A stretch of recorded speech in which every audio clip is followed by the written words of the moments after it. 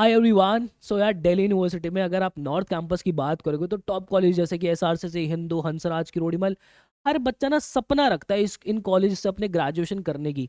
ऐसे में खुदा ना खासा सीयूटी हम आगे दे रहे हैं, हमारा हल्का सा भी स्कोर कम रह जाता है ना, तो आपके सो कॉल्ड गार्जियंस जो हैं वो आपको ये गाइड कर देते हैं कि तू अभी फर्स्ट ईयर के अंदर बच्चे ये कॉलेज ले ले, सेकंड ईयर के अंदर तू माइग्रेट कर लियो। अरे तू तो बहुत होशियार है, तेरा तो आराम से माइग्रेशन हो जाएगा। तो क्या दिल्ली यूनिवर्सिटी के अंदर माइग्रेशन होती भी है या नहीं होती, और अगर होती है तो कंप्लीट प्रोसेस क्या है? मैंने पर्सनली लोगों को देखा, उनके साथ माइग्रेशन के नाम पे लोग पैसे ठग लेते हैं, उनके साथ स्कैम हो जाता है। तो ये बात आप बहुत कान खोलकर समझ लेना, अभी से वीडियो बनाकर आपको गाइड कर रहा हूँ सो दैट आपको क्लैरिटी रहे आगे कि माइग्रेशन भी अगर होगी तो क्या टर्म्स एंड कंडीशंस पे माइग्रेशन होने वाली है। ठीक है भाई।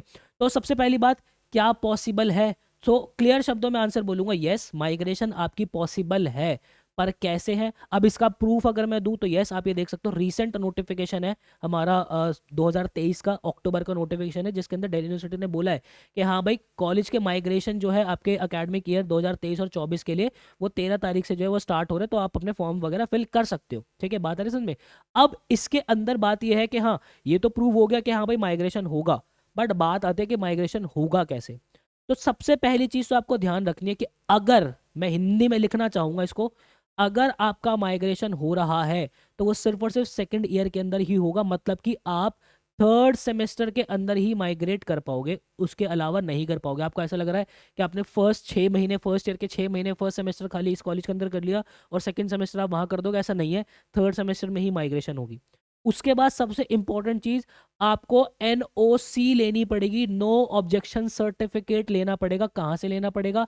जिस कॉलेज में आप करंटली पढ़ रहे हो उन कॉलेज से आप उस कॉलेज से आपको सर्टिफिकेट लेना पड़ेगा कि हमें कोई आपत्ति नहीं है कि ये बच्चा जो है उस एक्स कॉलेज में जाके पढ़ना चाहता है। तो और दूसरा, आपके दो यहाँ पे एनओसी लगेंगे मेरे बच्चे। दूसरा एनओसी आपका लगेगा, जिस कॉलेज के अंदर आप जाके पढ़ना चाहते हो वो प्रिंसिपल आपको लिखत में देंगे कि हाँ, हम आपका एडमिशन एक्सेप्ट कर रहे हैं, आप आ जाओ।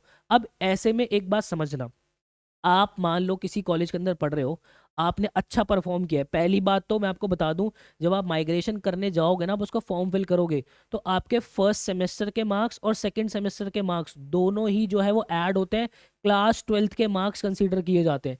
अगर आपका अकेडमिक्स जो है वो बहुत अच्छा रहा है तो आपके चांसेस बन जाएंगे कि आप माइग्रेट कर जाओगे। बट यहाँ पे जो प्रिंसिपल जिस कॉलेज के अंदर अभी आप हो वो आपको क्यों छोड़ेंगे? वो तो आपको यही बोलेंगे ना कि बेटा, आप इस कॉलेज के अंदर आए हो क्योंकि प्रिंसिपल को तो पता है कि यही वो स्टूडेंट्स है जो कि आगे एक बेस्ट एलुमनाई बनेंगे, हमारे कॉलेज को जो है बहुत अच्छा रेपुटेड नाम जो है वो आगे बना के देंगे, कॉलेज को प्रेजेंट करेंगे, रिप्रेजेंट करेंगे। तो इसलिए जल्दी से जो प्रिंसिपल्स होते हैं वो एनओसीज नहीं देते हैं।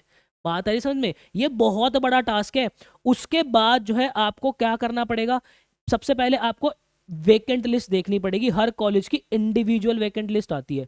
जैसे कि मान लो मुझे एसआरसीसी पढ़ना है, तो पहली बात तो आप ये सोचो कि एसआरसीसी की वेकेंट लिस्ट आपको लगता है कि आ जाएगी? भाई मतलब भारत के अंदर सपना रखता है हर एक बच्चा, उसका एडमिशन जो है पहली दूसरी कट ऑफ पे, या मैं सीयूटी की भी बात करूं तो जो पहली दूसरी लिस्ट आती है उसी के अंदर फुल हो जाता है वो। तो कहाँ से ऑप्शन है कि उसके अंदर वेकेंट लिस्ट आपको मिलने वाली है? तो एसआरसीसी की वेकेंट लिस्ट आपको वैसे भी नहीं मिलने वाली, हिंदू हंसराज की नहीं मिलने वाली। जो मैक्सिमम वेकेंट लिस्ट देखने को मिलती है वो ऑफ कैंपस के कॉलेजेस की ही देखने को आपको मिल जाती है। तो अगर आप लोगों को कोई ये कह रहा है कि मैं तेरे को नॉर्थ कैंपस में जो है वो करा दूंगा, तो उसके पीछे का बहुत बड़ा वैलिड रीजन होता है। और वो वैलिड रीजन पता है क्या होता है?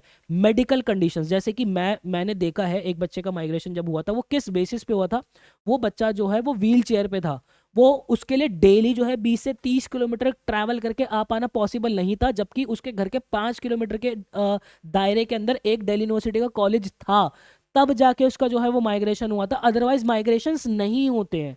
बात है नहीं समझ में? तो अगर कोई आप लोगों से पैसे ठग रहा है कि तू मुझे 20,000 दे दे, तू मुझे 50,000 दे दे, मैं तेरा माइग्रेशन करा दूंगा, नॉट पॉसिबल मेरे भाई। क्योंकि ना ही तो जो कॉलेज के प्रिंसिपल हैं वो आपको छोड़ने वाले हैं, ना ही जो नए प्रिंसिपल है वो आपको लेने वाले हैं। ठीक है, तो ये बहुत बड़ा टास्क है। बाकी आप फॉर्म फिल करके देख लीजिएगा। आप जो है जब आप कॉलेज के अंदर आएंगे खुद अपना फॉर्म फिल कर लेना, क्योंकि इसमें कोई भी पैसा ऐसा नहीं लगता है। आप जो कॉलेज की फीस होती है बस वही आपको पे करनी पड़ती है। तो आप जो है फॉर्म फिल करके देख लेना, एनओसी जो है मांग के देख लेना। आपको आगे जो है वो सारी सर्टिफिकेट जो सारी चीज़ों के बारे में पता चल जाएगा। जैसे कि अब यहाँ पे देख सकते हो, रामानुजन कॉलेज ने लास्ट ईयर अपनी वेकेंट लिस्ट निकाली थी। तो ये वेकेंट लिस्ट थी कि भाई आप जो इन कोर्सेज के अंदर रामानुजन कॉलेज के अंदर एडमिशन ले सकते हो। बट रामानुजन कॉलेज मेरे भाई कालका जी के अंदर ऑफ कैंपस है, तभी वहाँ पे वेकेंट लिस्ट जो है वो इतनी निकल पाती है, क्योंकि वहाँ पे बच्चा जाता नहीं है ज़्यादा एडमिशन लेने के लिए। आपको ये बात समझनी पड़ेगी। प्लस फिर इसके साथ आपने ये तो कर लिया, और रामानुजन कॉलेज ने फिर एक गूगल फॉर्म भी फिल कराया था। और मोस्टली कॉलेजेस के अंदर क्या होता है कि वो अपना ऑफलाइन फॉर्म भी फिल करा लेते हैं। या आपको गूगल फॉर्म भी फिल करना पड़ सकता है, ऑफलाइन फॉर्म भी फिल करना पड़ सकता है। मतलब कि गूगल फॉर्म के अंदर रामानुजन कॉलेज आपकी प्रॉपर डिटेल्स लेगा। डिटेल्स के अंदर आपके वही क्लास 12th के मार्क्स, आपके फर्स्ट ईयर के मार्क्स, सेकंड ईयर के मार्क्स, आप क्यों छोड़ना चाह रहे हो और आप क्यों रामानुजन कॉलेज के अंदर आना चाह रहे हो, वो रीजंस देखो यहाँ पे क्या लिखा है। अगर आप अप्लाई कर रहे हो, आपने रामानुजन कॉलेज के अंदर अप्लाई कर दिया फॉर एग्जांपल, इसकी कोई श्योरिटी नहीं है कि आपका जो है वो एडमिशन होगा ही होगा। ठीक है, अप्लाई करना श्योरिटी नहीं है, वो कंफर्मेशन जब आते हैं वो श्योरिटी है। उसके बाद seats will be allocated as per merit and availability. एक बात ध्यान रखना, मान लो 2 सीट्स अवेलेबल है, ठीक है, 10 बच्चों ने अप्लाई किया हुआ है उस पर्टिकुलर सीट के लिए, तो यहाँ पे जो जिनके मैक्सिमम स्कोर होगा ना, जिनका सीजीपीए मैक्सिमम होगा, उसी को वो सीट एलोकेट होगी। तो कंपटीशन यहाँ भी खत्म नहीं होगा आप लोगों को। कहीं आपको लग रहा है कि अरे माइग्रेशन तो इजीली हो जाता है, ऐसा नहीं है। ठीक है, applicants need to produce original certificates and NOC from currently admitted college at the time of admission if migration is granted at Ramanujan College। समझ गए? जो आपके डॉक्यूमेंट्स है वो सारे ऑफिशियल्स लगते हैं, प्लस एनओसी ऑफिस जो कि बिल्कुल ऑफिशियल एनओसी होती है आपकी, वो आपकी लगती है, ओरिजिनल आपकी एनओसी लगती है। उसके बाद short list candidate need to submit document with in the allotted time, और बाकी ये आपको डिटेल्स। तो मतलब कहने का तात्पर्य मेरा सारा आपसे ये है मेरे भाई, कि आप जो है इस भ्रम में मत रहना कि माइग्रेशन बहुत इजीली हो जाएगा। बहुत बड़ा टास्क है ये, ऐसे माइग्रेशन आपके नहीं होते हैं। समझ रहे हो, बात आ रही है समझ में? एक बात बताओ, पहली बात है, या तो आप टॉपर बच्चे रहे होंगे, ठीक है, या आपके मार्क्स थोड़े से कम है। ठीक है, थोड़े से कम है।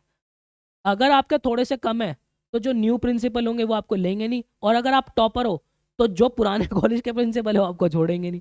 तो यही भाई, यही यही सारी बात है। तो इन बातों का भाई खास ख्याल रखना है।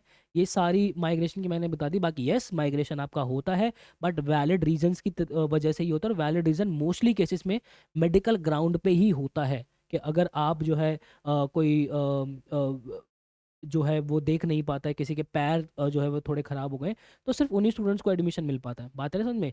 तो आई होप आपको क्लैरिटी मिली होगी। मेरा वीडियोस बनाने का उद्देश्य सिर्फ यही है, टू द पॉइंट आपको रिलेवेंट चीज़ें पहले ही आगाह करके रखूं, क्योंकि जब आपका टाइम आएगा तो आप पैनिक ना रहो, आप ऐसे स्कैम्स के अंदर ना फंस जाओ। आपको सारी क्लैरिटी पहले ही हो।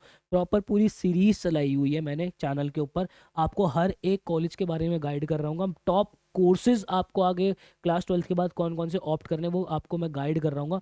पूरी A to Z चीज़ें जो है वो चैनल पे आपको मिल रही होंगी। ऐसी वीडियोस बनाता रहूँगा। मिलता है नेक्स्ट वीडियो के अंदर। मुझे दीजिएगा इजाज़त। Till then bye bye and take care.